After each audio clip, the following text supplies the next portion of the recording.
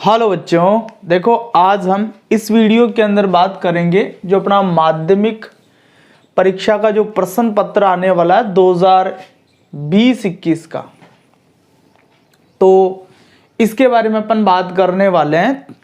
तो इस वीडियो के अंदर आपको ये तो बताया जाएगा कि प्रश्न पत्र कैसा आएगा, और साथ में मैं आपसे ये भी बात करूंगा कि कौन से चैप्टर में से कितने प्रश्न आएंगे और वो प्रश्न कितने कितने अंक के आएंगे। तो पहले एक बार अपन जो प्रश्न पत्र है उसका पैटर्न देख लेते हैं।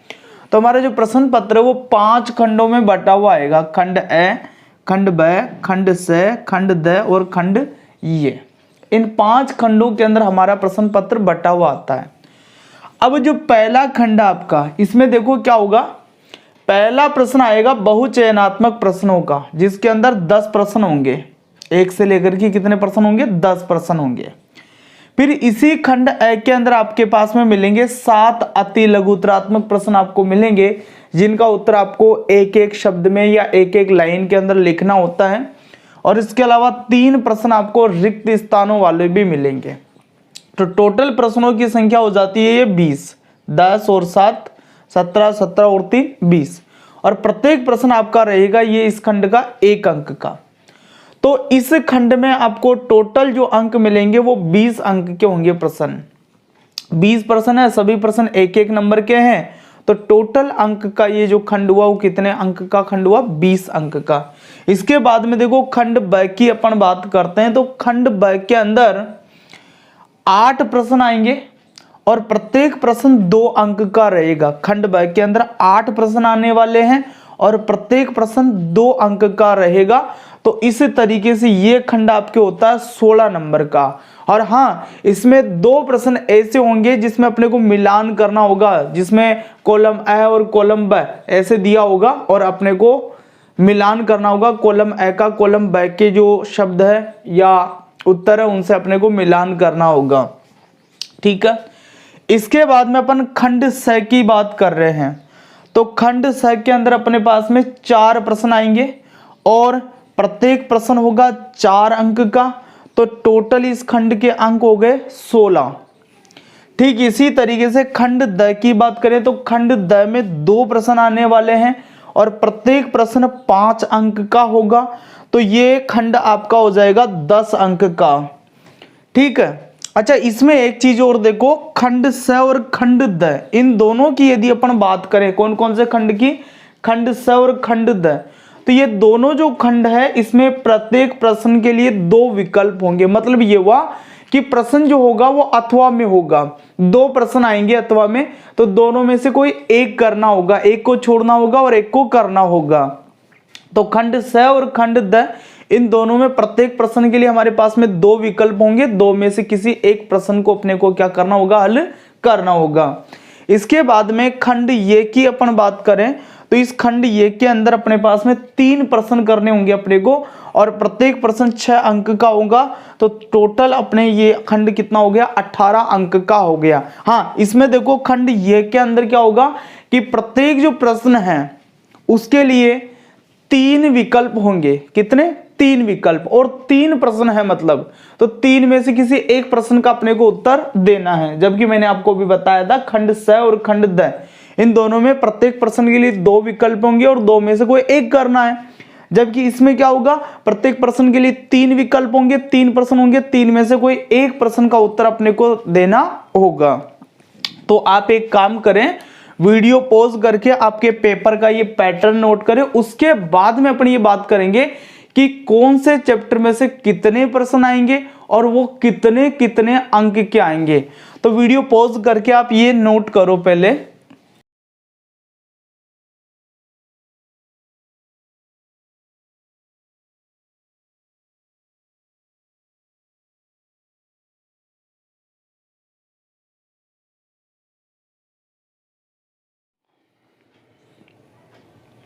हाँ देखो, अब अपन ये बात कर लेते हैं कि चैप्टर वाइज कौन से चैप्टर में से कितने प्रश्न आएंगे और वो कितने अंक के आएंगे।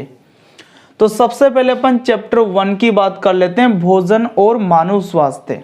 तो इसमें देखो खंड ए के अंदर 3 प्रश्न आएंगे। अब आपको पता है खंड ए का एक प्रश्न 1 अंक का होता है।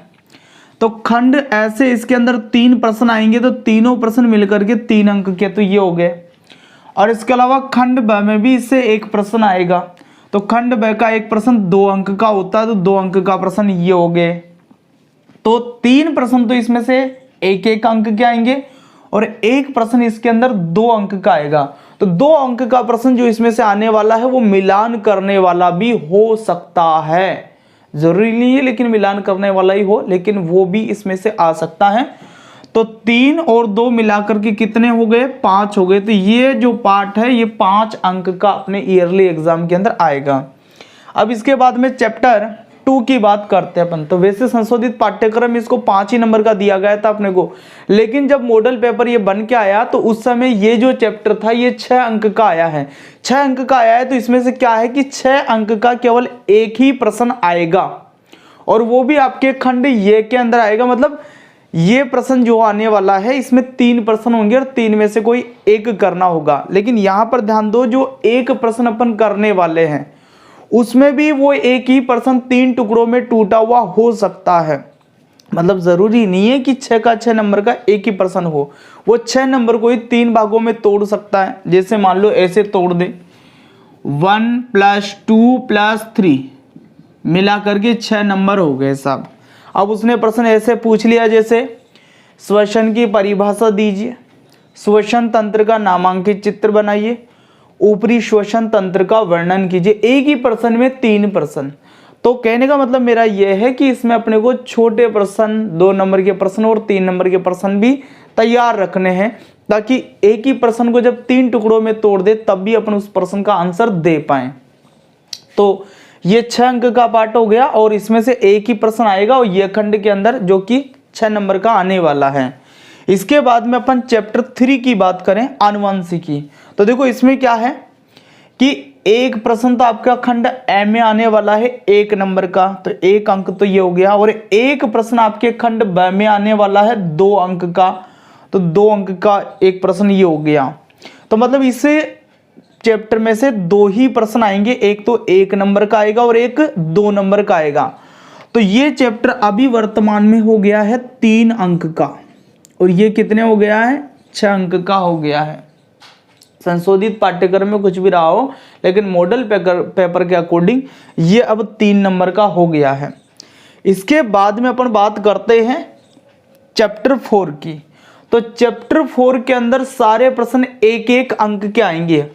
तो देखो इसमें से खंड ए के अंदर 3 प्रश्न आने वाले हैं, और तीनों प्रश्न 1-1 अंक के हैं, तो टोटल अंक कितने हो गए, 3। और कोई प्रश्न इसमें से नहीं आएगा, केवल 1-1 नंबर के 3 प्रश्न आने वाले हैं। तो ये चैप्टर आपका हो गया 3 अंक का, ठीक है। तो 4 चैप्टर की अपन ने बात करी, बाकी के चैप्टर की भी अपन बात करेंगे। तो उससे पहले आप ये पैटर्न नोट करें, मैं बाकी की जो चैप्टर है उसके साथ फिर लौटता हूं।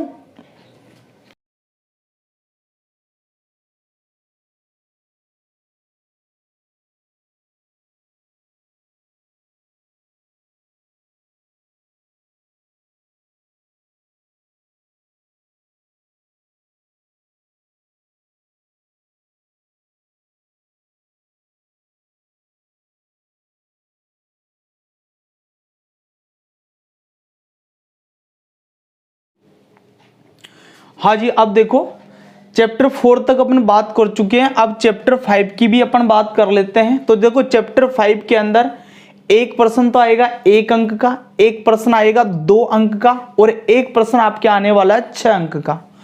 तो 1 नंबर का प्रश्न है एक, तो 2 अंक का एक प्रश्न है। तो ये 2 अंक का जो प्रश्न है वो मिलान करने वाला भी इसमें से पूछा जा सकता है।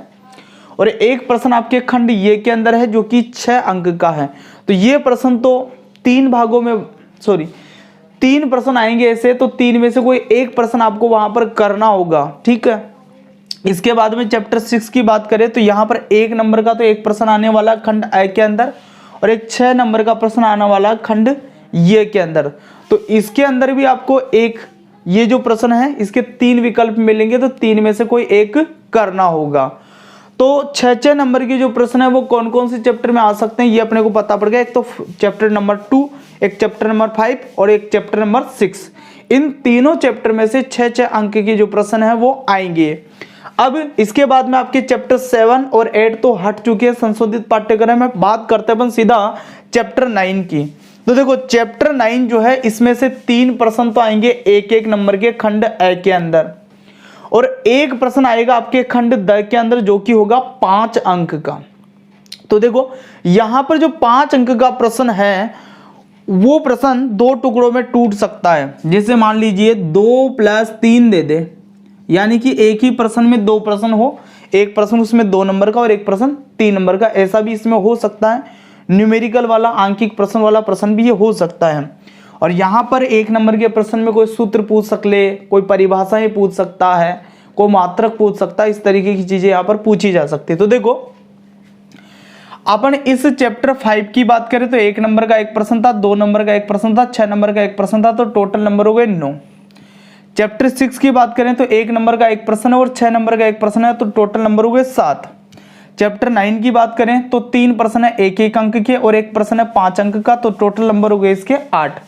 अब चैप्टर 10 इसके बाद में हट चुका संशोधित पाठ्यक्रम के अनुसार। अब चैप्टर 11 की यदि अपन बात करें तो चैप्टर 11 के अंदर 2 प्रश्न आएंगे 1-1 अंक के और एक प्रश्न आपके आने वाला है 5 अंक का। तो 5 अंक के जो प्रश्न आएंगे वही 2 विकल्प होंगे, 2 में से कोई एक प्रश्न का अपने को उत्तर देना है।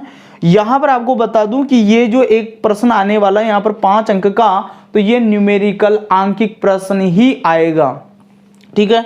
और यहाँ पर जो 1-1 नंबर के प्रश्न है इसके अंदर आपको सूत्र पूछा जा सकता है, परिभाषा पूछा जा सकता है, मात्रक पूछा जा सकता है और मात्रक के बीच का संबंध भी पूछा जा सकता है। तो ये जो चैप्टर आपके 2 अंक के तो 1-1 नंबर के प्रश्न आ रहे हैं और 5 अंक का एक प्रश्न आ रहा है, तो टोटल नंबर कितने हो गए इसके 7 अंक हो गए। तो इसके बाद में अपने अभी 5 चैप्टर और बच रहे हैं, तो उसके बारे में भी अपन बात करेंगे कि उनमें से कौन कौन से क्वेश्चन आएंगे। तो पहले आप वीडियो पॉज करके नोट कर लीजिए, उन चैप्टर के साथ मैं फिर लौटता हूं।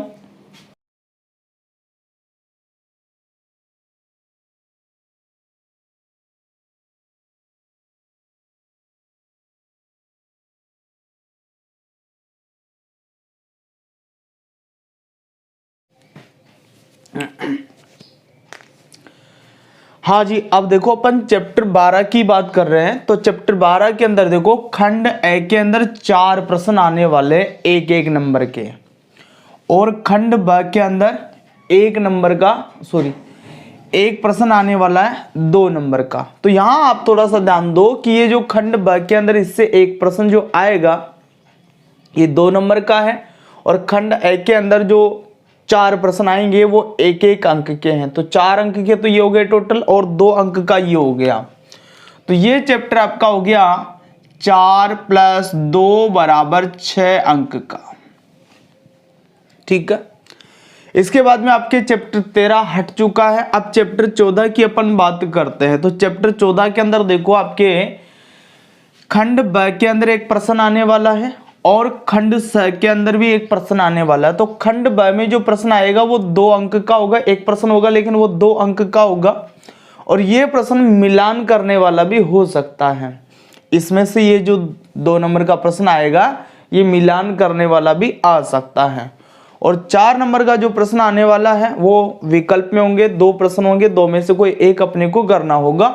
तो देखो यहां पर ये चैप्टर आपके कितने नंबर का हो गया भाई, 2 नंबर का तो एक प्रश्न आ रहा है और 4 नंबर का एक प्रश्न आ रहा है। तो ये चैप्टर आपके हो गया 6 अंक का।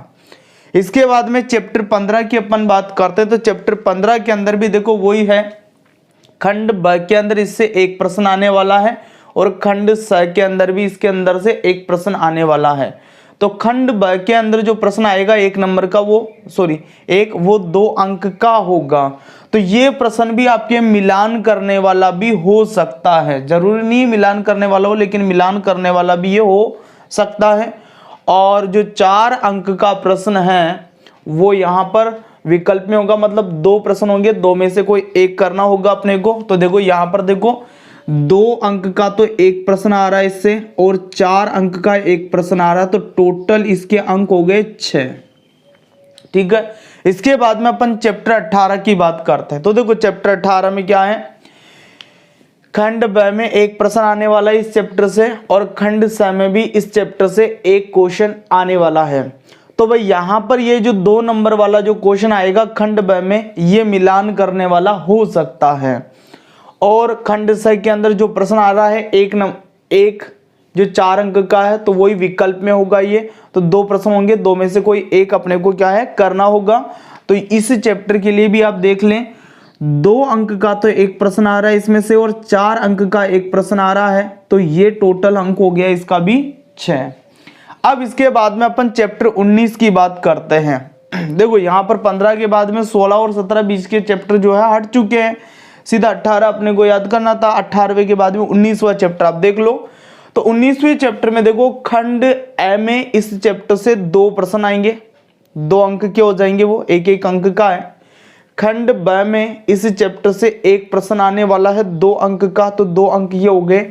और खंड स के अंदर भी इस चैप्टर से क्या है कि एक प्रश्न आने वाला है 4 अंक का, एक प्रश्न आएगा 4 अंक का। तो ये चैप्टर इस हिसाब से आप देखो तो देखो एक एक अंक के तो 2 क्वेश्चन हो गए, 2 अंक के, 2 नंबर का एक क्वेश्चन हो गया, और 4 अंक का एक क्वेश्चन हो गया। तो टोटल इस चैप्टर के अंक होते हैं 8। तो इस तरीके से अपने को जो पेपर का पैटर्न है और कौन सा चैप्टर जिसमें से कितने नंबर के प्रश्न आएंगे और कितने प्रश्न आएंगे, वो जानकारी आपको इस वीडियो के माध्यम से मिल गई है। तो वीडियो को पॉज करके आप ये भी आप नोट करें,